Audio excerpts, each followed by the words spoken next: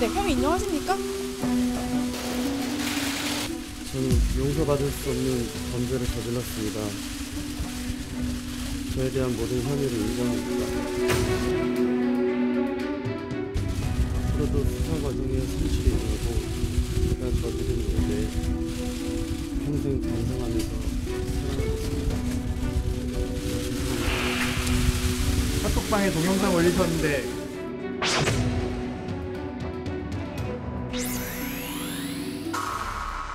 공작 수사를 통한 선거 공작을 한 황운하 전 울산경찰청장과 이주민 전 서울경찰청장에 대해서 우리가 특검법을 발의하기로 했습니다.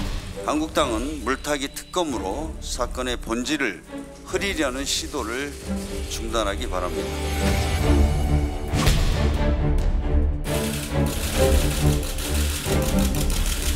특검 논의가 있다면 정말 진심으로 환영합니다. 정치인들의 무책임한 정치 공세에 일일이 대응하는 것이 공직자로서 도리가 아니기 때문에 대응을 안 하려고 했지만 경찰 전체의 명예를 훼손했습니다. 심지어 현수막을 내고 정말 구태 정치의 표본 아닌가 생각합니다.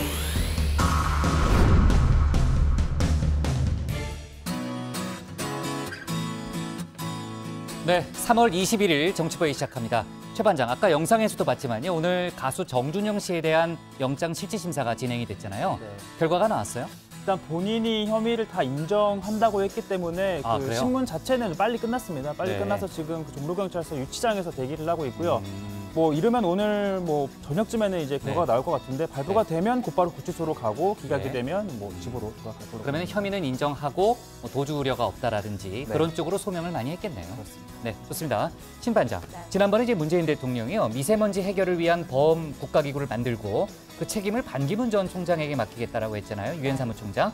오늘 실제로 두 사람이 만났잖아요. 네. 조금 전에 뭐 입장 발표가 있었다고요? 네, 맨 처음에 뭐 제안을 했던 건 바른미래당 손학규 대표였고 맞아요. 뭐 청와대가 이를 받아들이면서 결국 반 총장도 이를 수용하게 된 건데 수용하기로 했어요? 네, 반 총장이 위원장직을 수락하면서 네. 미세먼지에는 정파가 없다 네. 이런 입장을 밝혔고요. 네. 또 다음 주에 중국에서 있는 포럼에 참석을 하는데 네. 뭐 이런 자리에서 리커청 총리 같은 중국 지도부들 만나겠다, 대화하겠다 이런 그래요? 입장 밝혔습니다. 좋습니다. 뭐 중국과의 문제를 잘 해결해 줬으면 좋겠네요. 우리 들어가서 얘기 좀 이어갑시다. 갑시다.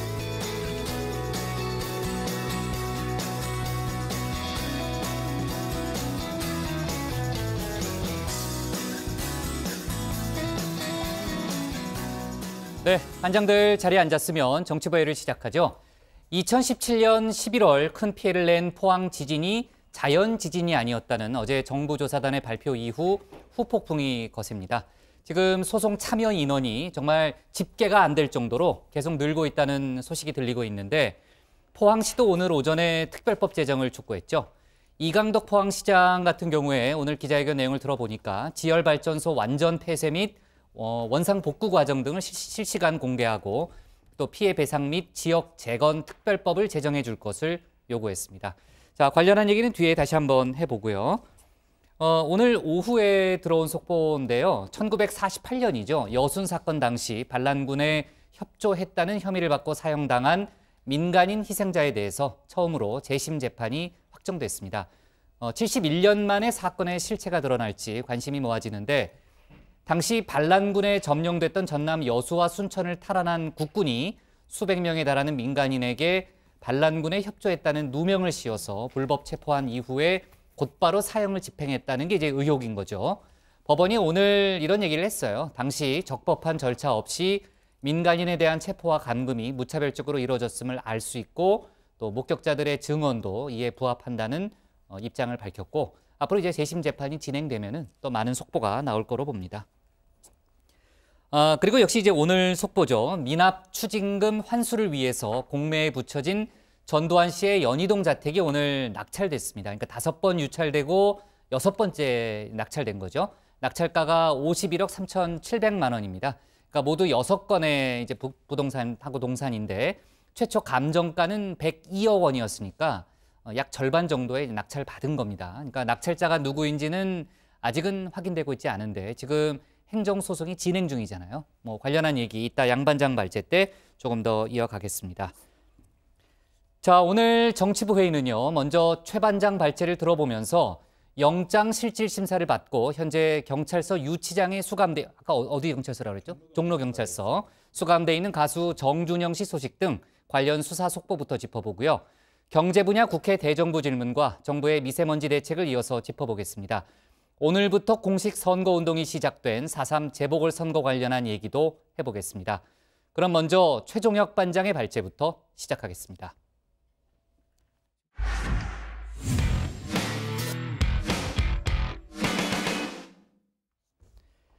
네, 불법 동영상 촬영 유포 혐의를 받고 있는 정준영 씨의 구속 여부가 이르면 오늘 결정됩니다. 정 씨는 조금 전에 최 반장도 얘기했지만요. 모든 혐의를 인정한다. 피해자들에게 죄송하다며 고개를 숙였습니다. 이런 가운데 성접대 의혹이 불거진 승리 씨는 입대 연기 후 각종 의혹에 대해서 사실무근이라며 적극 반박하고 있는데 지금 경찰에서 비공개 조사를 받고 있는 것으로 알려지고 있습니다. 오늘 최 반장 발제에서는 버닝썬 관련 수사 속보들을 자세하게 짚어보겠습니다. 네, 오늘 영장실질심사를 받은 인물 모두 4명입니다. 불법 동영상을 촬영하고 또 유포한 혐의를 받는 정준영 씨, 그리고 정 씨와 같은 혐의를 받는 김모 씨, 그리고 폭행 혐의를 받는 장모 씨 등 클럽 버닝썬 직원이 2명이 있습니다. 자, 또 다른 클럽 아레나 전 보안요원 윤모 씨도 상해 혐의로 구속심사를 받았습니다. 구속 여부는 이르면 오늘 밤 결정이 되는데요. 사실 경찰 입장에서는 오늘 결과가 매우 중요할 겁니다. 자, 무려 경찰 152명을 투입했지만 앞서 버닝썬 대표 이문호 씨를 구속하는 데 실패하면서 또 머쓱해진 모양새인데요. 따라서 4명에 대한 결과는 이를 만회함과 동시에 경찰 수사에 대한 1차 성적표로 해석될 수 있습니다. 자, 법원에 도착한 정준영 씨, 직접 쓴 것으로 보이는 입장문을 꺼내 읽었는데요. 자, 모든 혐의를 인정하고 피해자들과 2차 피해를 입은 여성들에게도 사과했습니다. 저는 용서받을 수 없는 범죄를 저질렀습니다. 법원에서 내려지는 판단에 경을 따르겠습니다. 제가 저지른 일에 대해 평생 반성하면서 살아가겠습니다. 정말 죄송합니다. 자, 이 범죄 혐의에 대해 다투지 않겠다고 한 만큼 구속 가능성은 커 보입니다. 자, 경찰은 정 씨 이 변호사도 증거인멸 혐의로 입건을 했는데요. 지난 2016년 수사 당시 경찰에게 휴대전화가 고장이나 보건업체에게 맡겼고 이 보건 불가 외신을 받았다는 확인서를 제출했는데 알고 보니 거짓이었습니다. 자, 경찰은 또 당시 사건을 제대로 수사하지 않은 혐의로 당담 경찰관도 입건을 했습니다. 자, 그리고 FT 아일랜드를 탈퇴한 최종훈 씨도 정식 입건이 됐는데요. 자, 그런데 최 씨는 계속해서 취재진에게 거짓말을 하고 있는 것으로 보입니다.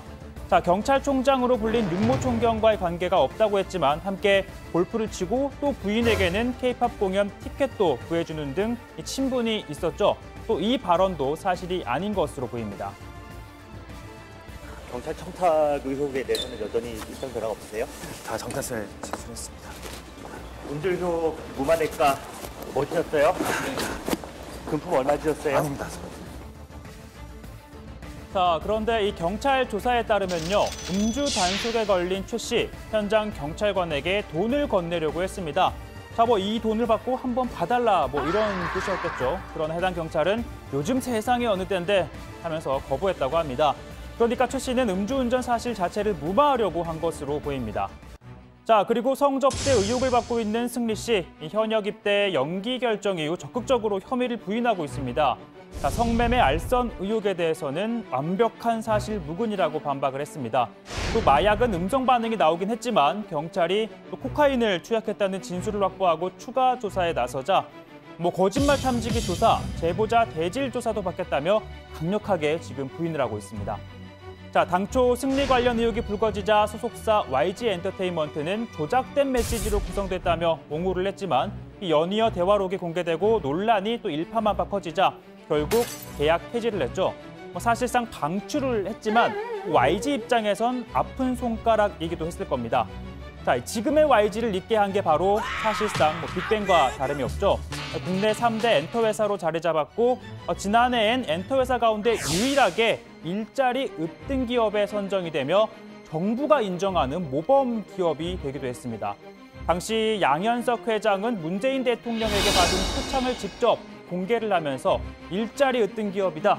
승리 앨범 으뜸이라며 승리에 대한 애착도 남달랐습니다. 자, 지난 정부에서도 마찬가지였죠. 양민석 대표는 대통령 자문기구 초대위원으로 위촉이 됐습니다. 또 박근혜 전 대통령 방송 당시 유일한 엔터 기업으로 경제사절단에 포함됐고 또 보시는 것처럼 굴지의 대기업 오너들을 제치고 대통령 바로 옆자리를 차지하기도 했습니다. 자, 현재 시가총액 8천억 원대의 규모 회사로 성장한 YG. 그러나 승리 사태 이후 순식간에 2천억 원이 증발해버렸습니다. 자, 여기에다가 국세청은 YG에 대한 특별 세무조사에 착수했는데요. 사실상 클럽인 유흥업소를 일반 음식점으로 신고를 해서 이 개별 소비세를 탈루했다는 의혹을 받고 있습니다. 자, 그런데 이번 세무조사, 기업 저승사자로 불리는 서울국세청 조사 4국이 주도하고 있습니다. 국내 굴지의 대기업들도 벌벌 떠는 부서가 일개 클럽의 소비세 탈루 의혹을 조사하기 위해 직접 나섰을 가능성은 좀 낮아 보이는데요. 사실상 이번 YG를 시작으로 연예계와 관련 사업체에 만연한 탈세 의혹을 전방위로 들여다보기 위한 사전 작업일 거란 해석이 나오고 있습니다. 자, 앞서 문재인 대통령 또한 연예 권력을 우리 사회의 새로운 특권층으로 꼽으면서 국세청을 비롯한 권력기관과의 결탁 의혹을 제기하며 강력한 대응을 주문한 바 있습니다. 강남 클럽의 사건은 연예인 등 일부 새로운 특권층의 마약류 사용과 성폭력 등이 포함된 불법적인 영업과 범죄 행위에 대해 관할 경찰과 국세청 등 일부 권력기관이 무착하여 묵인, 방조, 특혜를 주어왔다는 의혹이 짙은 사건입니다. 성역을 가리지 않는 철저한 수사와 조사가 필요합니다. 네, 오늘 발제 이렇게 정리해 보겠습니다. 버닝썬 수사 1차 분수령 정준영 구속 여부 곧 결정입니다. 네, 아까 이제 최 반장도 얘기했지만요. 가수 정준영 씨가 자신의 혐의에 대해서 인정한다는 입장을 밝혔기 때문에 구속 전 피의자 신문, 그러니까 흔히 이제 영장 실질심사라고 많이 부르잖아요. 일찍 끝났습니다. 지금 종로경찰서에서 기다리면서 판사의 결정을 초조하게 기다리고 있겠네요. 네, 그렇습니다. 정 씨는 지금 서울 종로경찰서 유치장에서 실질심사 결과를 기다리고 있습니다. 영장이 발부되면 집행 후에 곧바로 구치소로 이송이 되고 기각이 되면 이곳에서 바로 풀려나게 됩니다. 영장 심사는 오전 10시 30분부터 예정이 돼 있었지만 정 씨는 1시간 일찍 법원에 나왔고 A4 용지에 자필로 쓴 것으로 보이는 입장문을 꺼내서 읽었습니다. 용서받을 수 없는 범죄를 저질렀다면서 영장 심사에서는 혐의에 대해 다투지 않고 법원에서 내려지는 판단에 겸허히 따르겠다고 말했습니다. 혐의를 다 인정하는 만큼 구속신문도 약 2시간 만에 끝났습니다. 법원 출석 당시 정 씨는 피해를 입은 여성들에게 죄송하다면서 사과를 했습니다.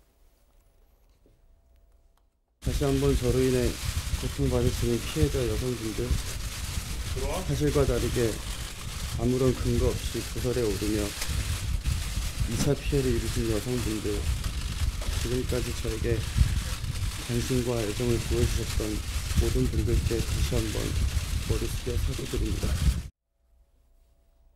네, 어제 병무청이 가수 승리 씨에 대해서는 현역 입영 연기 결정을 내렸잖아요. 승리 같은 경우에는 경찰 조사에 적극 협조하겠다는 입장을 밝히고는 있는데 그 단체 대화방에서 나눈 대화가 또 일부 공개된 걸 보면은 이제 허풍 허세였다 이런 얘기를 하면서 일단 불거진 의혹들에 대해서는 적극적으로 부인하고 있는 상황인 거죠. 예, 그런데 이제 승리 씨 관련해서는 지금 계속 새로운 의혹들이 쏟아져 나오고 있습니다. 그렇더라고요. 그런데 본인은 부인을 하고 있죠. 자, 그리고 외국에서 코카인을 투약했다 이런 보도에 대해서 승리 측 이 변호인 사실무근이다. 제보자와 대지를 하든 거짓말 탐지기를 하든 모든 조치 다 나설 의향이 있다 이렇게 반박했고요. 성매매 알선 의혹 관련해서 이 대화에 등장하는 여성, 싱가포르에서 온 승리 씨 친구인데 자, 여자애들을 부르라라고 했던 건 이 친구의 여행 메이트를 소개해 준 것이다 이렇게 해명을 하고 있습니다. 또 성관계를 암시하면서 여성을 비하한 표현에 대해선 저렴한 표현이지 않느냐, 승리가 평소 쓰는 표현이 아니다, 잘 노는 애들을 잘못 표현한 것이 아닐까 이렇게 추측한다 해명을 또 했습니다. 네, 이번 사건이 연예계 전반으로 일파만파 퍼지면서 원로 배우인 이순재 씨가 오늘 한 영화 간담회에서 이번 사건에 대해서 일침을 가했습니다. 연예인이란 엄밀히 는 공인이 아니지만 대중적 파급력 등 공인적 성격을 지니고 있는 직업임은 분명하다면서 연예인은 철저한 자기절제가 필요하다고 강조했습니다. 그러면서 승리 사건에 대해 주위의 수많은 유혹에 대해 연예인 스스로 경계하고 제어해야 함을 보여준 케이스다. 있을 수가 없는 일이다라고 지적을 했고요. 이번 사건과 직접적으로 관련은 없지만 이순재 씨가 이런 얘기도 했습니다. 요새 연기 좀 제대로 하는 후배들을 꼽자면 송강호, 네. 최민식, 이병헌 이렇게가 있는데 네, 다 선굴군 배우들이네요. 네, 아까 최 반장이 왜 자기 이름이 없냐며. 누가요? 누가? 자기 이름이 최 반장? 없다고 막 의아해하는 걸 봤습니다. 그걸 가만히 뒀어요, 그 듣고? 아니 이순재 씨가 최 반장을 어떻게 알아요? 묻지도 따지지도 말고 이렇게. 네. 양 반장은 혹시 알 수도 있죠. 유명하니까. 네. 아니 지금 금요일에 그 리걸 하이에 나오지 않습니까? 누가요? 이순재 씨가. 그 맞죠. 다 알죠, 그럼. 그러네요. 네, 좋습니다. 자, 아무튼 승리 씨의 경우에는요. 카톡 대화가 악의적으로 편집이 됐다 이런 주장을 펴고 있지만은 경찰이 지금 원본 전체를 확보한 상태잖아요. 그러니까 악의적인 편집인지 아니면 사실인지는 아마 이제 수사 과정에서 밝혀지리라고 보고요. 이런 가운데 앞서 클럽 버닝썬 대표로부터 돈을 받은 혐의로 전직 경찰관이 구속이 됐잖아요. 당시 돈이 건네지는 과정을 승리도 알고 있었을 것이다라는 증언이 또 나왔다면서요? 네, 당시 지난해 7월이었는데요. 버닝썬의 미성년자가 출입한 사건을 해결하기 위해 소위 브로커 역할을 한 강남서 전직 경찰관 강모 씨는 앞서 구속이 됐는데 이 버닝썬 공동대표인 이모 씨가 이 개인 돈 2천만 원을 건넸다고 합니다. 이 경찰은 이 돈의 출처는 확인된 만큼 승리 씨 혐의를 특정하기 위해서는 이렇게 돈을 전달하는 과정에 승리 씨가 개입을 했는지 등을 이제 조사를 하고 있는데요. 경찰은 이 씨의 부하 직원이 지난해 11월에 승리가 보고받았다라는 내용을 언급한 이 녹취록도 확인이 돼 승리의 관련 여부를 조사 중이라고 합니다. 다만 녹취 내용의 앞뒤에 보고했다는 내용만 있어서 구체적인 사안에 대해서는 관련자들을 상대로 추가 조사할 예정이라고 밝혔고요. 그리고 경찰은 승리 씨에 대해서 이 운영하던 업소 몽키 뮤지엄을 일반 음식점으로 신고하고 클럽처럼 운영한 것과 관련해서 이 식품위생법 위반 혐의를 추가하고 오늘 오후에 다시 비공개로 불러서 조사를 하고 있는데 이번이 벌써 3번째 경찰 조사입니다. 그러니까 지금 조사를 받고 있는 중이라는 거죠? 그렇습니다. 네, 또 이 버닝썬의 미성년자 출입 사건과 관련해서 연루된 이 현직 경찰들은 현재까지 5명인 것으로 확인이 됐습니다. 이미 해당 사건을 담당했던 경찰 A씨를 피의자 신분으로 불러서 조사를 했고 당시 보고라인에 있던 간부급 경찰관 2명과 구속된 브로커 강씨에게 A씨를 소개한 경찰관 B씨 등 4명에 대해서는 내사를 진행하고 있습니다. 경찰은 이들 모두 사건 당시 강남경찰서에 근무했었다고 밝혔습니다. 경찰은 이 사건을 무마하는 과정에서 이들 현직 경찰들이 돈을 받았는지 여부에 대해서 집중적으로 들여다보고 있습니다. 네. 자, 그리고요. 음주운전 무마 의혹을 받고 있는 FT 아일랜드 전 멤버죠. 최종훈 씨도 새롭게 입건이 됐습니다. 경찰에 따르면은 단속된 사실이 언론에 알려지는 걸 무마하려 한 게 아니고 최 씨가 음주운전 자체를 무마하기 위해서 경찰에게 뇌물을 주려 한 사실이 있다. 이게 이제 경찰의 설명인 거죠? 그렇습니다. 오늘 경찰이 기자간담회를 했는데 그에 따르면 이 최종훈 씨가 지난 2016년 음주운전에 단속이 되니까 이걸 무마하려고 현장 경찰한테 단속 경찰한테 200만 원을 주려 했던 것으로 드러났다라고 밝힌 거죠. 그리고 이 해당 경찰관 당연히 현장에서 이걸 거절했다고 합니다. 자, 경찰 관계자는 이 최 씨와 해당 경찰관 사이에 금품이 오간 사실은 아직 확인되지 않았다고 밝혔는데 어떤 식으로 의사표시를 했고 어떻게 거절을 했고 어떻게 처리가 됐는지 추후 수사를 통해서 확인을 하겠다 이렇게 밝혔습니다. 네, 오늘 가수 정준영 씨를 포함해서 4명에 대해서 구속 여부가 결정되잖아요. 네, 다른 사람들은 모르겠고 일단 정준영 씨는 혐의를 인정했다고 하니까 혹시 결과가 빨리 나올 수도 있어요. 그러니까 저희 회의 때 혹시 결과가 나오게 되면은 속보로 전하는 걸로 하고요. 통상적으로는 좀 늦게 나오죠, 요즘에. 그죠? 여러 가지 사건들이 많으니까. 자, 주제를 좀 바꿔보겠습니다. 오늘 대법원에서 70여 년 만에 여순 사건 희생자들에 대해서 재심 사건을 열기로 결정을 한 거죠? 네, 일단 여순 사건에 대해서 말씀을 드리면요. 1948년 반란군에 점령됐던 전남 여수와 순천을 탈환한 국군이 수백 명에 달하는 민간인에게 반란군에게 협조했다는 누명을 씌워서 불법 체포를 한 다음 22일 만에 사형을 선고하고 또 집행까지 한 사건입니다. 당시 어떤 절차에 따라 수사를 받았고 재판 과정에 입증된 증거는 무엇인지 아무런 기록도 없고 또 심지어 판결문도 남겨놓지 않았는데요. 이후 진실 화해를 위한 과거사위원회는 군과 경찰이 민간인을 내란 혐의로 무리하게 연행해서 살해했다는 결론을 내렸습니다. 자, 이에 따라서 당시 사형을 당했던 장모 씨 등 유족들이 법원에 재심을 청구했었고요. 오늘 대법원 전원 합의체가 대법관 9대4 의견으로 재심 개시를 확정을 했습니다. 대법관 다수는 여순 사건 당시 민간인들의 체포 감금이 무차별적으로 이뤄졌고 또 목격한 사람들의 진술도 이에 부합한다라고 밝혔습니다. 다만 이 반대 의견도 있었는데 방금 심판장이 판결문이 없었다고 했었잖아요. 이 박상욱 이기택 대법관은 판결문이 발견되지 않아서 재심의 대상이 되는 판결 자체가 존재하지 않는다라는 반대 의견을 냈지만 다수는 이 판례에 따르면 판결서가 이 판결 그 자체인 것은 아니다라고 반박을 했습니다.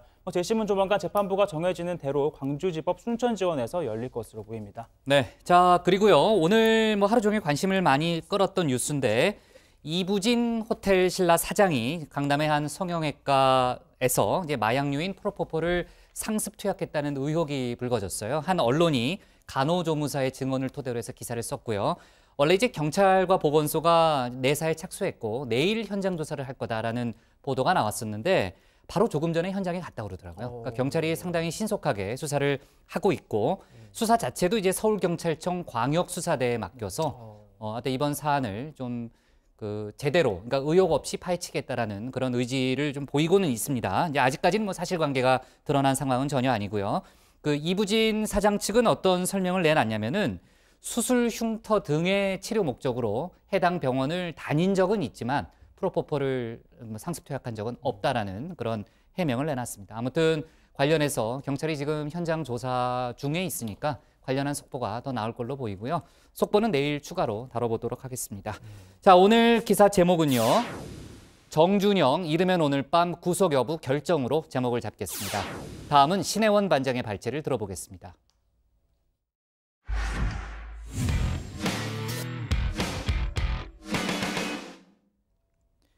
문재인 대통령이 미세먼지 대책 마련을 위한 범국가적 기구 출범을 논의하기 위해서 위원장직을 수락한 반기문 전 유엔 사무총장을 조금 전 만났습니다. 또 혁신금융비전 선포식, 트위터 CEO와의 만남 등 경제 관련 행보도 이어갔죠. 사흘차에 접어든 국회 대정부질문 역시 오늘은 경제 분야를 주제로 펼쳐졌는데 여야 간 치열한 공방이 벌어지고 있습니다. 오늘 신 반장 발제에서는 청와대발 뉴스를 자세하게 살펴보겠습니다. 네, 오늘은 발명왕 최종달 군 이야기로 발제를 시작하려고 합니다. 어린 시절부터 유독 아이디어가 번뜩였던 종달 군은 최근 대한민국이 미세먼지로 고통받는 걸 보고 심혈을 기울인 연구 끝에 새로운 인공강우 시스템을 만들어냅니다. 자, 이제 대량 생산에 도전하고자 은행을 찾아갑니다. 이러이러한 공장을 세우려고 하니 돈을 좀 빌려주십사 한 거죠. 자, 그런데 은행의 복지점장 왈, 혹시 집이나 땅이 있나요? 담보가 없으면 안 됩니다 하고 단칼에 거절합니다. 자, 연구를 위해서 연희동집 보증금까지 탈탈 털었는데 담보가 있을 리가 없겠죠. 종달군의 연구는 이대로 끝나는 걸까요? 자, 이처럼 아이디어는 있지만 자본이 부족한 이들을 위해서 정부가 혁신금융을 강조하고 있습니다. 문재인 대통령이 오늘 기업은행 본점에서 열린 혁신금융 비전 선포식에 참석했는데요. 4차 산업혁명 시대는 아이디어가 곧 경쟁력이라며 금융이 아이디어의 가치를 인정해주고 혁신을 이끌어야 한다고 말했습니다. 미래 성장 가치가 있다면 금융권도 새로운 기준을 세워서 자금의 물꼬를 터줄 수 있어야 한다는 겁니다. 부동산 담보와 과거 실적 위주의 여신 관행이 혁신 창업 기업의 발목을 붙잡고 있습니다. 이제 우리도 부동산 담보와 과거 실적이 아닌 아이디어와 기술력 같은 기업의 미래 성장 가능성을 평가해야 합니다. 자, 문재인 대통령은 이번 주 내내 경제 행보를 이어가고 있습니다. 국무회의에서 제조업 혁신을 강조한 데 이어 오늘은 혁신금융, 또 혁신 성장의 아이디어를 얻기 위해 글로벌 CEO와의 만남도 가졌습니다. 주인공은 세계적인 소셜 네트워크 서비스 트위터의 창업자인 잭 도시 트위터 CEO인데요. 오후 4시쯤에 시작됐으니 아마 조금 전쯤 끝나지 않았을까 싶습니다. 들어가서 더 자세히 소개해드리고요. 자, 오늘 만남 도시 CEO 측이 먼저 요청을 했고 청와대가 이를 수락하면서 성사됐습니다. 트위터가 대한민국에 큰 관심을 보이는 이유가 또 있는데요. 신진 SNS에 밀려 다소 침체되고 있던 트위터가 K-팝의 소통 창구로 다시 부활했기 때문입니다. 트위터에 따르면 지난해 전 세계에서 생성된 K-팝 관련 트윗은 약 53억 개, 또 지난해를 기준으로 해서 트위터 언급량 1위는 방탄소년단이었습니다. 트위터와 국내 기획사들이 파트너십을 맺고 K-팝 콘텐츠를 유통한다면 파급 효과 어마어마하겠죠. 자, 이유가 또 있습니다.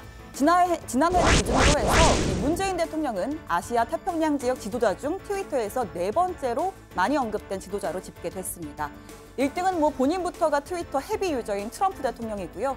이어서 나렌드라 모디 인도 총리, 조코 위도도 인도네시아 대통령, 그리고 문 대통령 순입니다. 자, 문 대통령 트위터 팔로워가 176만 명을 넘어섰고요. 문 대통령도 정책 홍보에 트위터를 적극적으로 활용하고 있습니다. 지금 이제 녹화가 되고 있는 겁니다. 그래? 예. 시작하면 되는 거예요? 예. 여러분 고맙습니다. 고마워요 문재인. 취임 100일 최고의 선물입니다. 제가 더 고맙습니다. 앞으로 100일 그리고 더 많은 시간들도 국민 여러분과 함께 가겠습니다.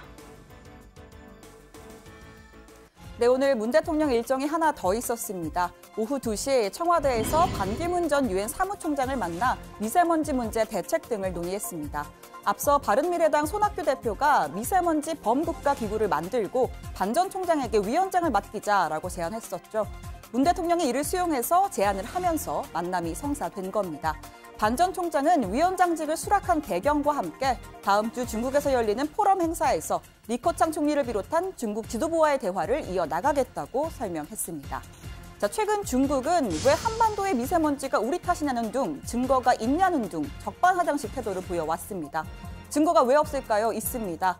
미세먼지 범부처 프로젝트 사업단이 수도권의 해외 미세먼지 유입량을 계절별로 계산해 봤습니다. 남동풍이 부는 여름에는 30%에 불과했지만 서쪽에서 바람이 부는 겨울과 봄에는 80%까지 올라갔습니다. 한마디로 봄철 미세먼지 80%가 중국발이라는 이야기죠. 또 이렇게 우리나라로 들어온 중국 오염물질은 국내 오염물질을 자극합니다. 바다를 건너며 물기가 스며든 미세먼지가 기체 상태이던 국내 오염물질을 먼지로 뭉치게 하는 촉매가 된다는 겁니다. 이렇게 만들어진 2차 생성 미세먼지가 고농도 미세먼지의 주요 원인이라는 지적입니다.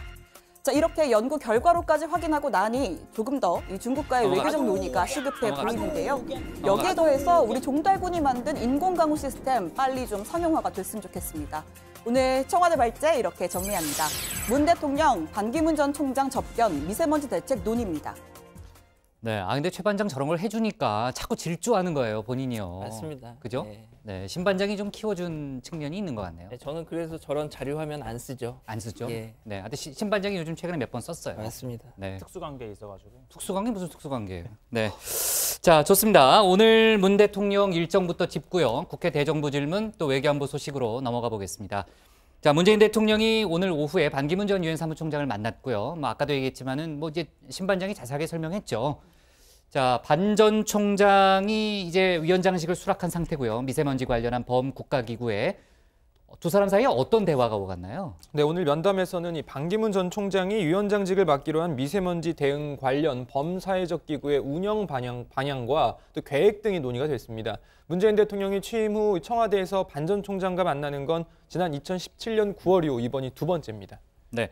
반 전 총장이 그 이후에 직접 청와대에서 브리핑도 했다면서요? 네, 그렇습니다. 반 전 총장 미세먼지 관련 범국가기구 위원장직을 수락을 한 만큼 본인의 소감 또 앞으로의 운영 방안에 대해서 직접 이야기를 좀 하고 싶었던 것 같습니다. 마땅한 장소도 없고 또 언론인들의 편의를 위해서 청와대 측에 춘추관에서 브리핑을 해도 되겠느냐 문의를 했다라고 했고요. 브리핑했습니다. 위원장직을 수락한 배경 등에 대해서 먼저 설명을 했는데요. 한번 들어보시죠. 정파적 이해관계를 떠나서 야당 대표의 제안을 흔쾌히 수용하고 저에게 중책을 맡겨주신 문재인 대통령님의 뜻을 겸허한 마음으로 받아들였습니다. 돌이켜보면 제가 유엔 사무총장으로 재임한 10년은 지속가능 발전 목표, 파리 기후변화 협약 체결에 헌신한 기간이었고 국제사회가 이를 유엔 창설로 최대 업적으로 평가하는 것에 대해서 나름대로 큰 자부심을 가지고 있습니다. 많은 분들이 우려와 걱정을 표시하기도 했고 그 이유는 미세먼지는 여러 국내외적 요인이 복합적으로 작용해 일어나는 문제여서 해결이 결코 쉽지 않고 해결이 된다 해도 시간이 오래 걸린다는 것이었습니다. 다만 원인을 진단하고 그에 따라 중지를 모아서 해법을 마련한 후 모두의 의지로서 흔들림 없이 실천하면 끝내는 해결될 수 있다고 생각합니다. 자, 다음 주 화요일 이 중국에서 보아오 포럼이 열리는데 마침 이 보아오 포럼 이사장을 반기문 전 총장이 맡고 있다고 합니다. 아, 그래요? 예. 그래서 아직 일정이 확정된 건 아니지만 이 포럼에서 리커창 총리 등등 이 중국 고위 관료들하고 자연스럽게 만날 기회가 있을 걸로 보는데 바로 그런 자리를 통해서 그런 어떤 실마리를 끊어내겠다는 거죠. 또 다른 중국 당국자들 좋은 관계를 갖고 있기 때문에 자연스럽게 문제 협의해 나갈 기회가 되는 대로 만들어내겠다 이런 뜻을 밝혔습니다. 또 이 포럼을 계기로 해서 우리 이낙연 총리하고 리커창 총리와의 양자 이 정부 간 협의도 있을 걸로 예상된다 이렇게 밝혔습니다. 네, 아까 이제 발제에서도 봤지만요. 어제 정부 합동 연구 결과에 따르면은 겨울과 봄에 중국에서 넘어오는 미세먼지가 80%에 육박한다. 전체량의 그런 그 연구 결과도 나왔잖아요. 근데 그 최근에 이제 뉴스룸에서도 많이 보도했지만 중국은 뭐 우리가 무슨 특별히 영향을 미치는 거 없다라는 태도를 넘어서서 아예 뭐 우리나라에서 넘어오는 것도 있다라는 식의 적반하장 태도도 많이 보이고 있잖아요. 그러니까 반기문 전 총장의 외교적 성과 한번 좀 기대를 해보겠습니다. 자, 그리고요. 지금 몇 시예요? 5시 42분인데 조금 전인 오후 4시부터 그 트위터의 잭 도시죠? 이름이 맞죠? CEO를 문재인 대통령이 접견했다고 그러는데 혹시 관련한 소식이 나온 게 있나요? 네, 일단 오늘 만남 자체는 트위터에서 먼저 제안을 해서 우리 청와대가 수락을 하면서 이루어졌고요. 트위터 측에서는 트위터가 전 세계적인 트렌드로 부상한 K-팝의 소통 창구로 부상했다는 점, 또 우리로서는 글로벌 기업 CEO로부터 이 혁신 성장의 영감, 또 아이디어를 얻을 수 있다는 점에서 큰 의미가 있는 만남이었다고 할 수 있고요. 아직 면담이 끝났다라는 소식은 전해지지 않고 있는데 이 잭도시 CEO가 원래부터 이 동양 또 한류 문화에 관심이 많았다고 해요. 아, 그래요? 그래서 문재인 대통령이 이 방한을 하신 김에 한류 문화를 많이 즐기고 가시라. 대신 우리에게 어떤 그런 창업, 도전 정신에 대한 아이디어를 많이 주고 가시라. 이런 이야기를 모두 발언에서 했다고 합니다. 네, 좋습니다. 자, 국회 대정부 질문이 오늘로서 이제 사흘째잖아요. 최 반장, 오늘은 경제 분야였잖아요. 오늘 취재 내용이 있어요? 오후 2시부터 현재까지 진행이 되고 있고요. 역시나 소득 주도 성장 그리고 최저임금 인상 등이 도마에 올랐습니다. 야권에서는 양극화가 심화되고 또 고용이 부진되는 등의 현재 상황을 거론하면서 소득 주도 성장의 한계를 지적을 하고 있고요. 또 이 급격한 최저임금 인상으로 기업이 침체되고 일자리가 줄었다라는 주장도 내놨습니다. 자, 이에 대해 이낙연 총리 최저임금 인상에 명암이 있다라면서도 뼈 아프고 대단히 죄송하다라는 입장을 밝혔고요. 또 앞서 IMF가 한국의 경제 성장률 달성을 위해서는 추경을 권고를 했었는데 이와 관련해 홍남기 부총리 이 IMF 권고대로라면 9조 원 정도다. 이 추경 편성은 경기 상황과 종합적으로 고려를 하고 있다라는 입장을 밝혔습니다. 자, 이렇게 야권의 비판에 대해서 민주당은 의도와 달리 후유증이 있을 수 있다면서 국회 차원의 민생 법안 처리를 강조하며 현 정부 정책 기조에 힘을 실었습니다. 목표는 순수했지만 시장이 소화할 수 없는 정책으로 인한 후유증이 원인을 제공한 면도 있다고 생각하는데 어떻게 생각하십니까? 네, 인정합니다. 설령 순수한 취지에서 시작했더라고 하더라도 시장에서 그 정책이 어떻게 받아들여질 것인가, 현장에서 바로 그러한 정책 때문에 선의의 피해를 당하는 국민도 계실 수 있다는 것까지를 감안하면서 정책이 훨씬 더 정교하고 세밀해져야겠다 하는 반성을 하고 있습니다. 최저임금 인상의 문제도 지역별, 업종별 차등화 정책으로 좀 보완하시고 유연성을 좀 발휘한다면 훨씬 부작용 없이 정착할 수 있지 않을까 생각하는데 지금이라도 보완할 생각은 없으신가요? 네, 그 최저임금에 관해서는 그 결정 구조를 개편해야겠다는 생각을 가지고 그 개편안을 국회에도 제안을 했습니다. 네, 대정부 질문이 지금 진행 중이니까요. 더 자세한 내용은 내일 회의 때 좀 추가적으로 다뤄보도록 하고요. 오늘 국회에서 남북 경협 특위 전체 회의가 열렸습니다. 이제 아무래도 여야가 입장차가 큰 현안이니까 공방이 거셌죠, 고 반장. 그렇습니다. 이 더불어민주당은 하노이 회담 결렬 이후에도 한미 공조에는 문제가 없다는 데 강조점을 둔 반면 한국당은 한미 간 엇박자를 부각시키려고 주력을 했는데 민주당 우원식 의원은요. 비핵화를 둘러싼 입장 차이는 분명 있지만 북미 양측의 신뢰가 있고 도널드 트럼프 미국 대통령이 끝나자마자 문재인 대통령에게 전화해서 7차례나 나서달라 이렇게 당부했다고 말했습니다. 또 반대로 자유한국당 추경호 의원은 북한과 미국의 비핵화 개념이 다른데 우리 정부가 북한 편을 들어주고 있다는 취지로 질문을 이어갔는데요. 직접 들어보시죠. 이 협상 전략에 있어서도 무슨 스몰 딜이니 또 외교부에서 이 국민들 잘 모르는 굿 이너프 딜 이런 용어를 하면서 혼란스럽게 하는데 결국은 빅딜이 답이다. 이게 지금 확인이 된 겁니다. 외교부 장관. 우리 정부의 북한 비핵화 개념하고 북한의 조선반도 비핵화 개념 같습니까? 우리 정부의 개념하고 같은지 안 같은지 간단하게 말씀해 주세요. 그 1992년 비핵화 공동 선언에 담겨 있는 개념입니다. 지금 다시 한번 북한의 비핵화 개념하고 우리 정부의 비핵화 개념하고 동일합니까? 미국의 비핵화 개념, 3자 비핵화 개념에 있어서는 정의가 동일합니까? 개념은 같다고 생각을 합니다. 지금 북한 김정은하고 그다음에 트럼프 대통령하고의 최종 합의에 도달하지 못하고 결국 균열이 생겨서 이게 결렬이 된 거 아닙니까? 개념이 똑같아요? 자꾸 물타기해서 다른 쪽으로 하시려고 그러지 말고 다시 한번 말씀해 주세요. 예, 비핵화 개념에 있어서는 같다고 생각을 합니다. 그리고 거기에 도달하겠다 하는 그 김정은 위원장의 의지도 여러 번 천명이 되었습니다. 문제는 어떻게 거기까지 갈 과정을 그려내는가. 그래서 그 과정에서 북한의 구체적인 행동을 이끌어내는 것이 과제라고 생각합니다. 네, 강경화 장관의 발언을 들어봤고요. 지금 미국 쪽에서는 계속 트럼프 대통령의 발언이 나오고 있지는 않은데 트럼프 대통령이 그 테러 집단 IS 관련 성과를 자랑하는 자리에서 그 전임 정부로부터 북한과 중동 문제를 엉망인 상태로 물려받았다 이런 그 얘기를 하면서 이제 북한이라는 단어를 처음 6일 만에 이제 거론은 했는데 하노이 회담 관련해서는 역시 구체적인 발언은 하지 않았다고 하네요. 네, 좋습니다. 오늘 청와대 발제 이렇게 정리하겠습니다. 문 대통령 반기문 접견, 미세먼지 대책 논의로 잡겠습니다. 다음은 양원보 반장의 발제를 들어보겠습니다.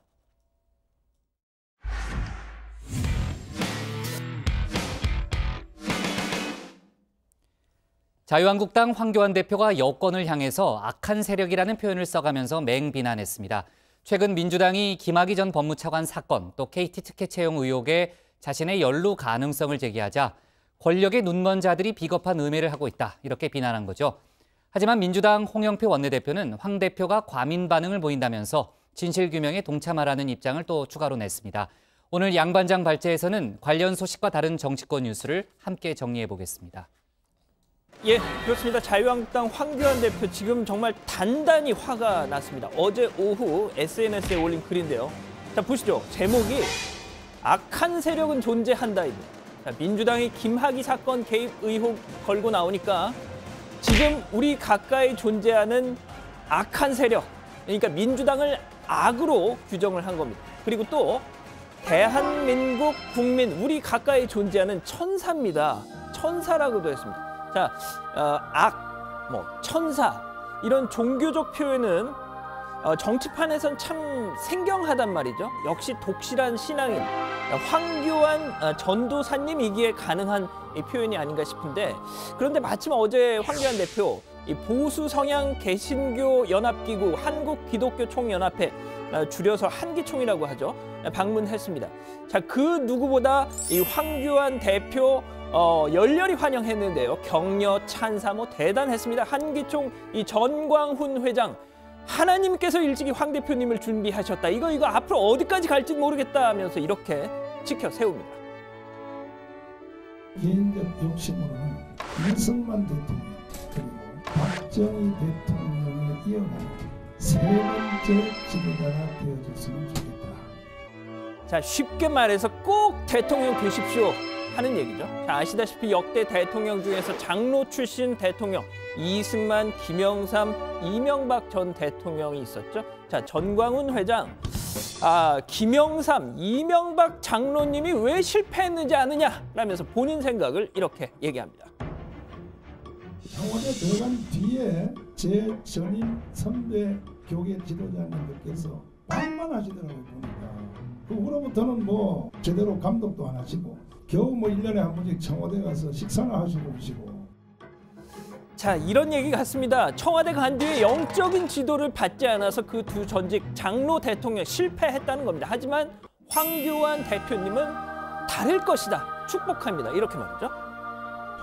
우리 황교안 대표님은 과거에 있었던 장로님 대통령들보다 훨씬 신앙이 깊으시고 교계 목사님들의 지도를 잘 받으시면. 자, 이 황교안 대표 정말 좀 난감했을 겁니다. 참 이런 얘기들에 뭐 맞장구를 칠 수도 없고 자중하시라 뭐라고 할 수도 없고 말이죠. 자, 그러던 찰나 다른 참석자가 한술 더 뜹니다. 이렇게 말이죠. 대표님, 자유민주주의를 지켜주십시오. 저 박수나 같은 놈들 잘 처단해서 할렐루야 이 나라가 안정되게 해야 한다 이겁니다. 자, 한기총은 워낙 이 강경 보수적인 입장이죠. 당장 이 전광훈 회장만 해도 며칠 전입니다. 지난 3.1절 집회에서 문재인 대통령 탄핵해야 한다라고도 했으니까요. 이렇게 말이죠. 대한민국은 1948년 8월 15일 이승만 장관님 대통령을 통하여 건국된 나라인 것입니다. 부정하는 대통령은 탄핵해야 합니다. 미쳤습니다. 미쳐서. 자, 다음 소식으로 넘어가죠. 자, 오는 4월 4일 예정됐던 국회 과방위에 이 KT 청문회 이 지금 커다란 암초를 만났습니다. 한국당 측에서 갑자기 이 KT 청문회 못할 것 같다 통보했다는 겁니다. 오늘 민주당 측 이 과방위원들이 항의 성명을 냈는데요. 바로 이런 점을 의심하더군요. KT 채용비리 의혹이 김성태 전 원내대표뿐 아니라 황교안 당대표로까지 번지는 것을 차단하겠다는 저의가 아닌가 싶습니다. 자, 그러잖아도 며칠 전부터 김성태 의원에 이어서 홍문종 의원까지 과연 한국당이 이 청문회에 응하겠느냐 의구심 많았던 게 사실인데 결국 이런 상황이 된 겁니다. 자, 이런 가운데 그제 김성태 의원 딸이 KT 공채 때 원서도 안 낸 것으로 보인다라는 사정당국 관계자를 인용했던 저희 JTBC 보도에 대해서 김성태 의원 이렇게 반박을 했죠. 우리 딸이 지방농구단 근무로 바빠서 인편으로 서류를 제출했을 뿐입니다. 이것은 악의적인 보도라는 것을 말씀드립니다. 자, 그런데요. KT 새 노조가 바로 반박했습니다. 김 의원 딸이 합격했던 2012년도 신입사원 공채 모집 요강을 공개한 겁니다. 보시죠. 자, 여기 보시면은 recruit.kt.com 온라인 접수라고 되어 있습니다. 그러니까 이 지원 원서를 온라인으로만 받도록 이렇게 규정을 해놓은 겁니다. 자, 노조에서는요. JTBC 보도처럼 아예 지원도 안 했거나 김 의원 딸한테만 인편 접수를 허용한 또 다른 특혜이거나 이건 둘 중 하나다라고 비판을 했습니다. 자, 정말이지 김성태 의원 주장처럼 이렇게 지방 농구단 근무 때문에 바빴더라면 인편보다는 온라인이 더 편하고 빠르지 않았을까 싶은데 말이죠. 자, 아무튼 자, 마지막 소식입니다. 이번 많이 보셨을 겁니다. 지난 19일이었죠. 김포공항 탑승장에서 한 일본인 남성이 I hate Korean 이러면서 한국인 싫어하면서 이렇게 행패 부렸던 거 말이죠. 항공사 직원도 때리고 말입니다. 자, 당일만 해도 이 소식 전해지고 한국에서도 일본에서도 아유 인간아 왜 그러고 사니 남의 나라까지 가서 약간 이런 그냥 해프닝성의 이런 분위기였습니다. 자, 그런데 경찰이 조사를 했더니 세상에 우리나라 보건복지부 고용노동부를 합친 일본 후생노동성의 과장 다케다 코스케시였다는 겁니다. 아시다시피 일본은 관료의 나라 중앙부처 공무원이면 초엘리트 대접을 받죠. 자, 이런 사실이 알려지니까 일본 후생노동성이 곧바로 이 이케다 과장을 다케다 과장을 대기 발령을 했고 유감이다 사죄의 말씀을 드린다는 입장도 밝혔습니다.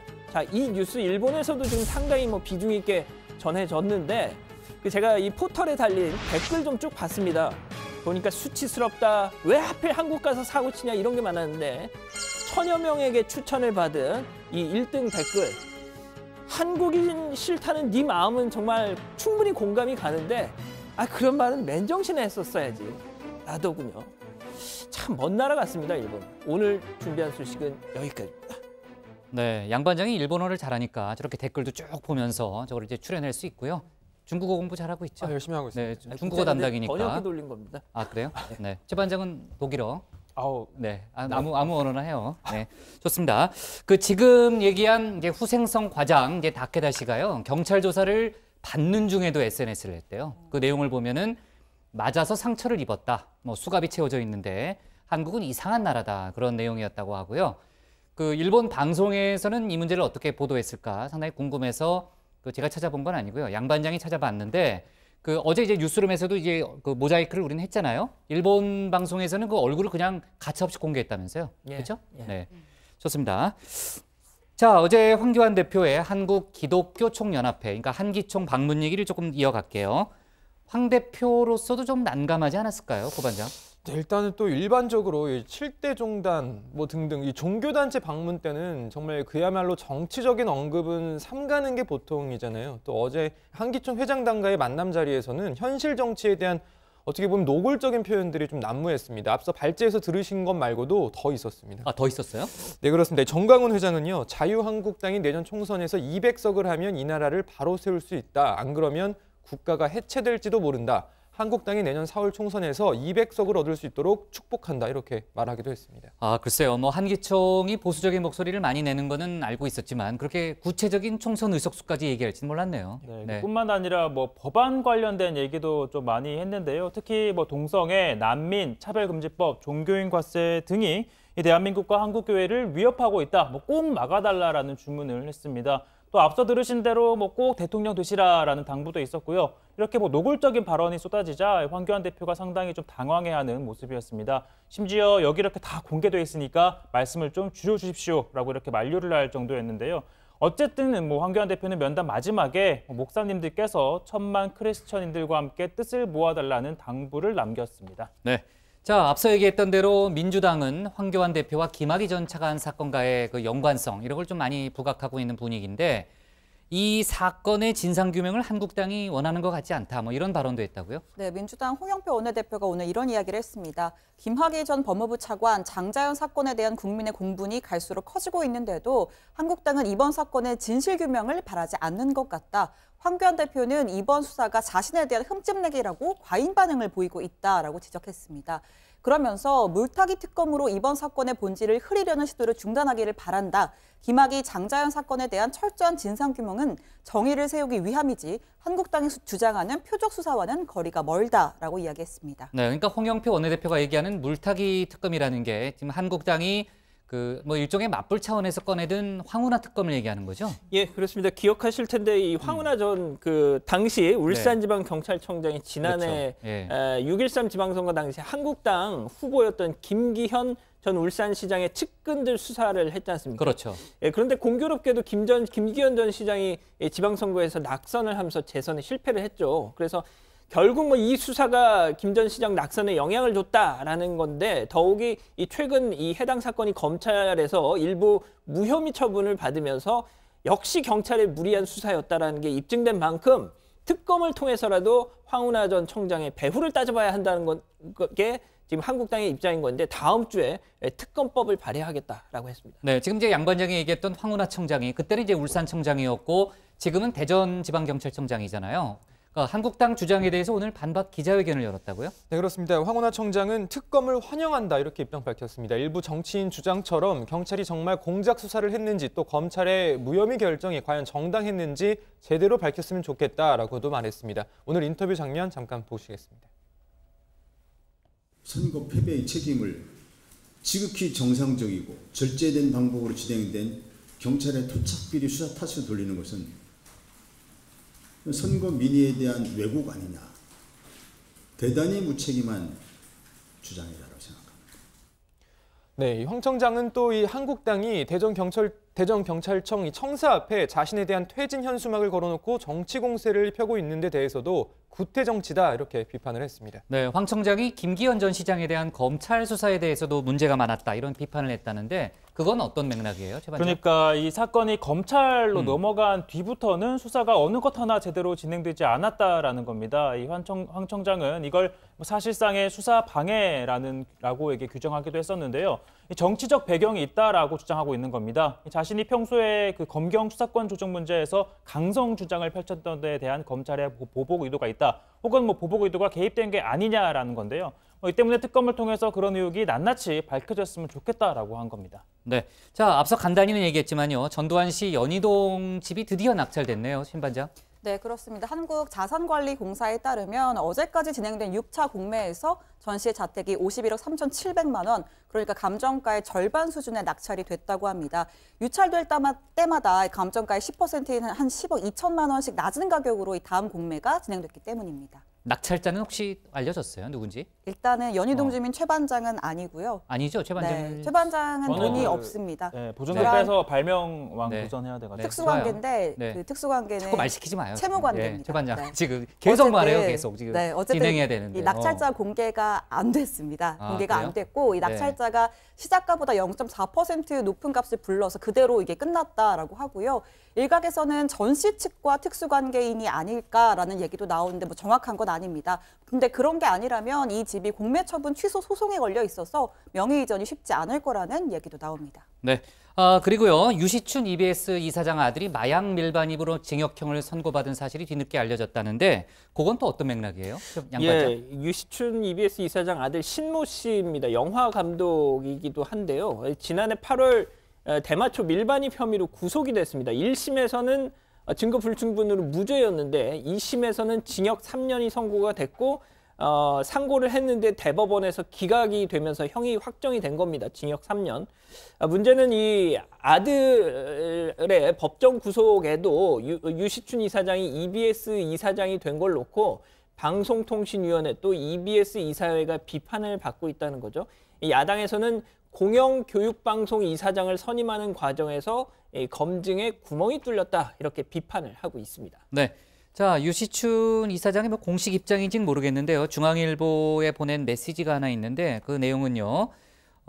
모발 피검사에서 모두 음성 판정이 나왔고 아들의 결백을 믿는다. 수렁에 빠뜨린 범인을 끝까지 찾고자 한다. 이런 입장을 밝혔네요. 네, 좋습니다. 오늘 기사 제목은요. 이렇게 잡을게요. 한국당 황운하 특검, 황운하 환영 이렇게 정하겠습니다. 다음은 고석승 반장의 발제를 들어보겠습니다.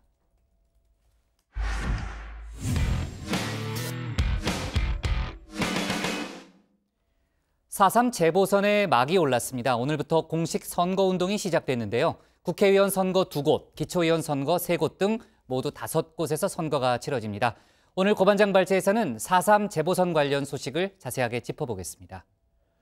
네, 요즘 이슈가 참 많습니다. 사회적으로 보면 버닝썬 게이트부터 시작해서 국회에선 패스트트랙이 또 뜨거운 감자입니다. 그리고 또 하나 여야 모두에게 중요한 이슈가 생겼습니다. 4.3 재보선에 막이 올랐습니다. 오늘부터 공식 선거운동이 시작이 됐는데요. 자, 이번 선거는요. 모두 5곳에서 치러집니다. 국회의원 선거는 2곳인데요. 경남, 창원, 성산, 그리고 통영, 고성입니다. 2곳 모두 PK, 경남 지역이죠. 자, 그리고 기초의원 선거가 3곳에서 치러지는데요. 전북 전주 라 선거구, 경북 문경 나 선거구, 라 선거구입니다. 자, 아무래도 관심은 국회의원 선거가 치러지는 경남 창원 성산과 통영 고성에 쏠리고 있는데요. 여야 모두 중요하게 여기는 PK 지역에서 치러지는 선거인 만큼 그 어느 때보다 경쟁 치열할 것으로 보입니다. 자, 지역 상황을 한 곳씩 살펴보겠습니다. 자, 우선 창원 성산입니다. 이곳은 고 노회찬 전 의원의 지역구였습니다. 사실 노회찬 전 의원 당선 이전에도 경남의 진보정치 1번지로 불릴 정도로 진보계열 정당이 강세를 보여왔던 곳입니다. 노회찬이 앞장서서 민생을 우선시하고 시민이 중심이 되는 새로운 변화된 정치를 보여드리는 것으로서 오늘의 이 승리에 대해서 창원 시민 여러분들께 보답하겠습니다. 감사합니다. 네, 후보들부터 한번 알아보겠습니다. 모두 7명입니다. 더불어민주당 권민호 후보, 자유한국당 강기훈 후보, 바른미래당 이재환 후보, 정의당 여영국 후보, 민중당 손석형 후보, 대한애국당 진순정 후보, 무소속 김종서 후보까지. 자, 경쟁이 치열합니다. 현재 판세도 한번 알아보죠. 가장 최근 여론조사입니다. MBC 경남이 리얼미터에 의뢰한 조사 결과인데 강기훈 후보가 30.5%로 1위, 그 뒤를 여영국 후보가 29%로 바짝 쫓고 있습니다. 권민호 후보 17.5%, 손석형 후보 13.2% 순입니다. 자, 일단 이 결과만 보면 강기훈 후보가 간발의 차이로 1위를 달리고 있지만 아시다시피 창원 성산의 핵심 변수 바로 후보 단일화입니다. 현재 여영국 후보와 이 권민호 후보의 단일화가 추진 중인데요. 단순 합산으로만 보면 두 후보의 지지율, 이 강기훈 후보의 지지율을 훌쩍 넘기는 상황이죠. 자, 두 후보는 25일까지 단일화를 마무리하겠다는 계획인데 어떤 결과가 나올지 좀 더 지켜봐야겠습니다. 자, 다음은 경남 통영 고성입니다. 이 지역은 지난 총선 당시 무투표 당선자가 나와서 화제가 됐던 곳입니다. 후보자가 한 명뿐이었던 건데요. 행운의 주인공 이군현 전 의원은 13대 총선 이후 28년 만에 처음으로 무투표로 당선된 국회의원이 됐습니다. 물론 행운이 오래가진 못했습니다. 본선은 무투표였지만은 저희 지역에서 저를 포함해서 4명의 새누리당 후보가 경선이 곧 본선이다라는 생각으로 치열한 경선을 치렀기 때문에 경선 이후에 지역 주민들께서 저에게 뜻을 모아주신 것은 개인적으로는 커다란 그런 영광이라고 생각을 합니다.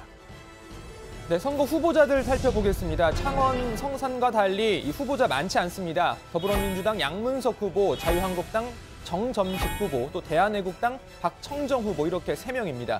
자, 이곳 여론조사 판세도 알아보죠. 역시 마찬가지로 MBC 경남과 리얼미터 조사입니다. 한국당 정점식 후보가 51%로 1위, 그 뒤를 민주당 양문석 후보가 36.6%로 쫓고 있습니다. 대한애국당 박청정 후보는 3.3%입니다. 자, 결과만 보면 정점식 후보가 앞서고 있는 상황인데요. 이건 역시 여러 가지 변수가 있어서 결과는 어찌 될지 장담하기 어렵습니다. 자, 우선 자세한 이야기는 들어가서 전해드리죠. 자, 첫날인 만큼 각 후보들 출근길 인사 등으로 아침 일찍부터 선거운동에 들어갔습니다. 특히 한국당 황교안 대표와 바른미래당 손학규 대표, 정의당 이정미 대표는 직접 창원 성산을 찾아 지원 유세를 하기도 했습니다. 선거 소식은 들어가서 더 전해드리고요. 오늘도 짧게 글로벌 TMI 시간입니다. 자, 여러분 세계 행복지수라고 들어보셨나요? 유엔 산하 자문기구인 지속가능발전 해법 네트워크가 매년 평가해서 발표하는 건데요. 말 그대로 각국 국민이 얼마나 행복하게 살고 있는지 순위를 매기는 겁니다. 기대 수명, 1인당 국내 총생산, 또 사회적 지원, 관용, 부정부패 정도 등을 측정해서 행복지수를 산출하는데 전 세계 156개 나라 중 가장 행복한 곳, 지난해에 이어 또 핀란드가 차지했습니다. 최상위권은 주로 북유럽 국가들이 많았는데요. 핀란드에 이어서 덴마크, 노르웨이, 아이슬란드, 스위스, 뉴질랜드 이렇게 순위가 나왔습니다. 자, 그렇다면 우리나라는 몇 위일까요? 자, 네, 우리나라는 54위를 기록했습니다. 지난해보다 3계단 상승한 겁니다. 구체적으로 보면 기대 수명과 1인당 국민소득 등에서는 상위권에 올랐지만 부정부패, 사회적 지원 항목 등에서 좋은 평가를 받지 못했습니다. 참고로 동아시아 국가 중에선 대만이 25위로 가장 순위가 높았고 싱가포르와 태국이 뒤를 이었습니다. 일본과 중국은 우리나라보다 뒤처진 58위와 93위를 기록했습니다. 자, 지속가능발전 해법 네트워크 측은 전 세계적으로 이 경제 성장이 지속하고 있음에도 행복도는 전반적으로 상당한 수준으로 후퇴하는 경향을 보였다면서 이는 경제적 부가 행복의 유일한 척도가 아니라는 사실을 새삼 보여준다고 지적했습니다. 자, 다정의 가족 여러분, 행복한 저녁 보내시길 기원하면서 오늘 발제는 이렇게 정리합니다. 막오른 4.3 보궐선거, 여야 민심 잡기 총력. 네, 오늘 최반장 왜 이렇게 많이 나오는 거예요? 이거 왜 이렇게 많이 나와요? 이거 저작권을 받아야겠죠, 내일부터는. 네? 이걸 자꾸 이래주면 버릇 안 좋아지는데. 그러니까 문제의식을 갖고 있는 사람은 우리 둘밖에 없는 것 같아요. 우리 끝나고 좀 다시 한번 진지하게 얘기를 해봅시다. 알겠습니다. 네. 자, 재보선 이야기부터 해볼게요. 오늘 황교안 대표, 또 한국당 대표, 손학규 바른미래당 대표, 이정미 정의당 대표 등이 창원 성산에서 선거운동을 직접 했습니다.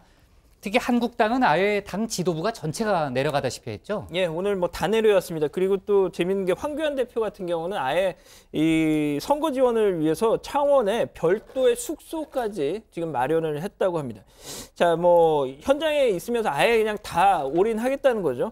한국당 입장에서는 이 창원 성산 승리가 녹록치가 않습니다. 아직까지는 앞서 보신 여론조사에서 간발의 차이로 지금 지지율 1위를 기록하고 있지만 진보 계열 후보들 막판 단일화, 이거 성사되면은 또 장담할 수가 없는 상황이기 때문이죠. 한국당 안팎에서는 이 19대 총선을 제외하고 최근 선거에서 내리 이 진보 계열 정당한테 승리를 내준 이 창원 성산이야말로 이 황교안 리더십의 첫 시험대다 이런 얘기가 나옵니다.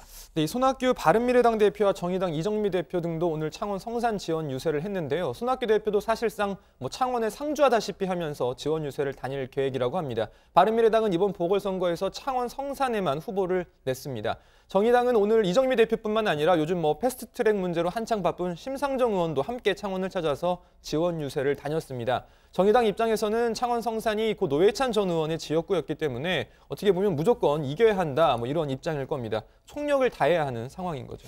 자, 이렇게 야당 대표들이 직접 현장을 찾아가서 선거운동을 한 것과 달리 민주당은 별도의 선거 지원 유세는 없었습니다. 최근 이해찬 대표는 잇따라 통영, 창원 등을 방문해서 현장 민심을 청취하고 정책 지원을 약속하는 모습 보여줬었는데 오늘은 미세먼지 대책 관련 일정 등으로 선거 유세는 하지 않았습니다. 아무래도 현재 창원 성산 같은 경우에는 25일을 목표로 잡고 이 정의당과의 단일화 협상이 진행 중이기 때문에 일단 당 차원의 본격적인 지원 유세는 단일화 교통 정리가 이루어진 다음에 이루어질 것이라는 분석이 나오고 있습니다. 네, 오늘 대한민국당 조원진 대표도 창원인가요? 거기서 후보 지원 유세를 다녔다는 얘기를 들었고요. 통영 고성은 어때요? 통영하고 고성. 네, 통영 고성 지난 총선 때 무투표 당선자가 맞아요. 나왔던 곳입니다. 이군현 전 의원이 그 행운을 아는 바가 있었는데 이건 이 지역이 그만큼 한국당이 강세를 보이는 지역이었다는 의미이기도 합니다. 앞서 보신 여론조사에서도 한국당 후보가 민주당 후보와 대한애국당 후보를 다소 큰 차이로 앞서고 있는 상황이었는데요. 하지만 이곳 역시 어느 한쪽이 쉽게 승리를 장담하기는 힘듭니다.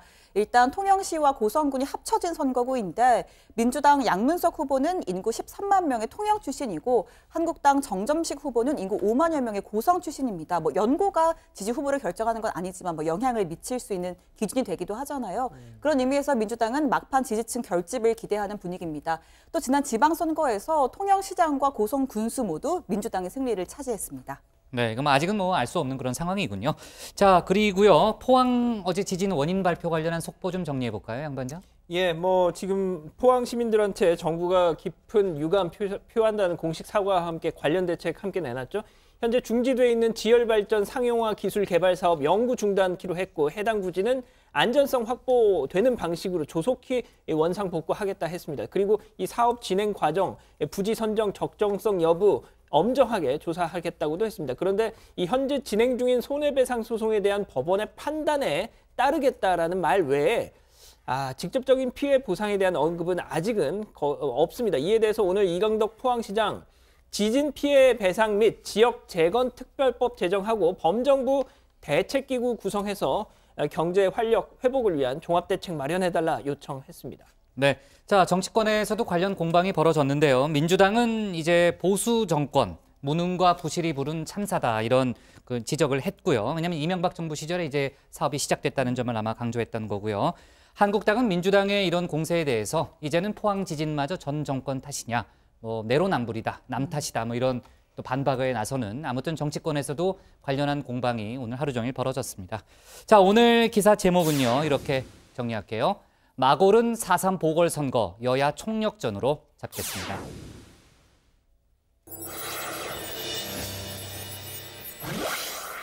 네, 응답하라 다정의 시간이고요. 신반장, 오늘은 어떤 의견들이 들어와 있어요? 네, 오늘은 이 포항 지진은 지열발전소가 촉발했다는 것에 대한 의견들이 많았습니다. 다정의 가족 몰야르님, 대상이 문제냐? 논점은 저 지열발전을 누가 밀어붙였냐는 거다.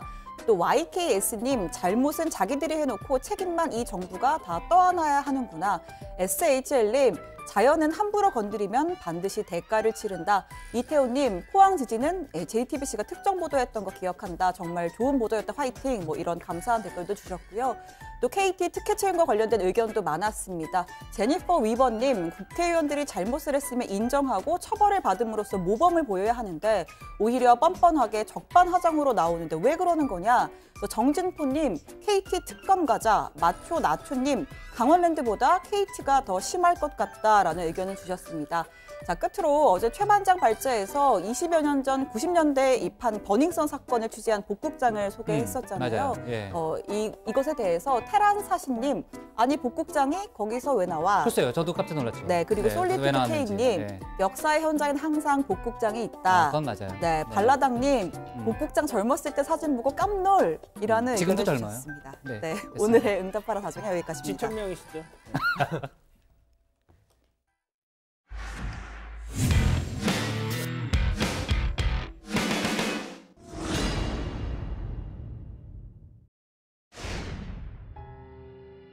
징역 12년에 처하며 그리고 피해자의 배상 신청은 기각한다. 술 먹다고 봐주는 게 어딨어요? 그럼 술 먹고 운전하는 것도 봐줘야지. 그럼. 술 먹고 운전하는 거 잘못이고 술 먹고 그렇게 봐주라는데 그거 봐준다고. 겨우 12년이라고 해.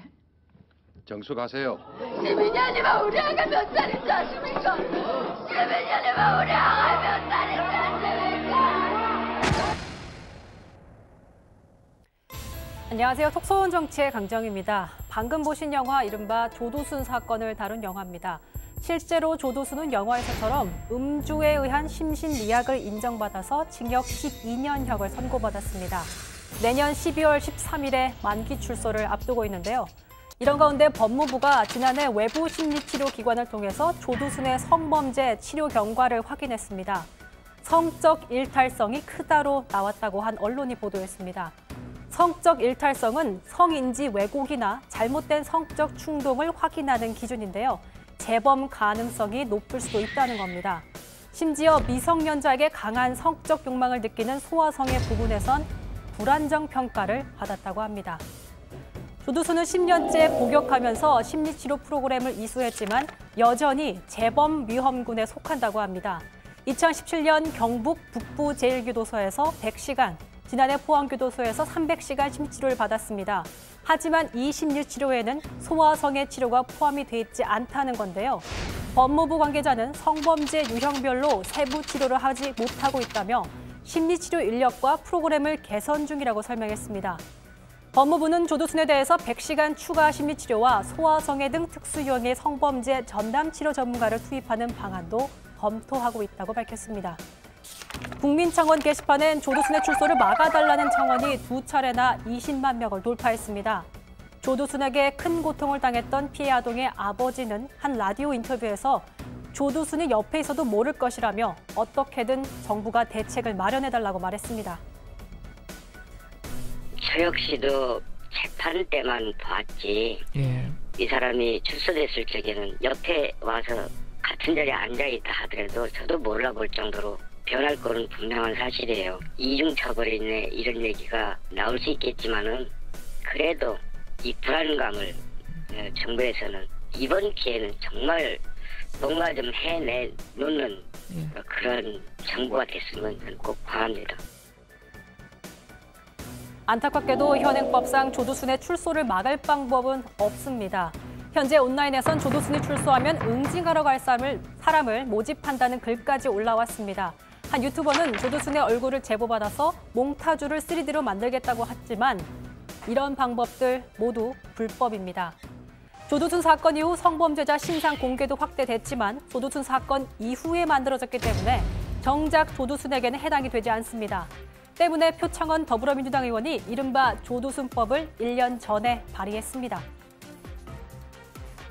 국민들의 심정은 다시 그를 재판을 한다든지 어떤 형태를 해서도 교도소에서 나오지 못하도록 해달라는 것이지만 현행 헌법과 법률 규정상 불가능하기 때문에 조두순에게 1:1 밀착 보호 관찰을 하고요. 거주지 제한, 그리고 방문 장소 제한, 그리고 치료 명령, 부과될 수 있는 새로운 법이 가장 현실적이라고 생각을 해서 일명 조두순법을 제가 2018년 2월 8일에 발의했습니다. 다음 주 월요일에 처음으로 이제 법안 1소위에 상정될 것으로 현재 지금 기대를 하고 있습니다.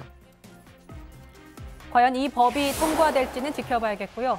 조두순뿐 아니라 성범죄, 특히 아동 성범죄의 경우 재발 위험이 높은 만큼 당국의 철저한 대비책 마련 필요해 보입니다.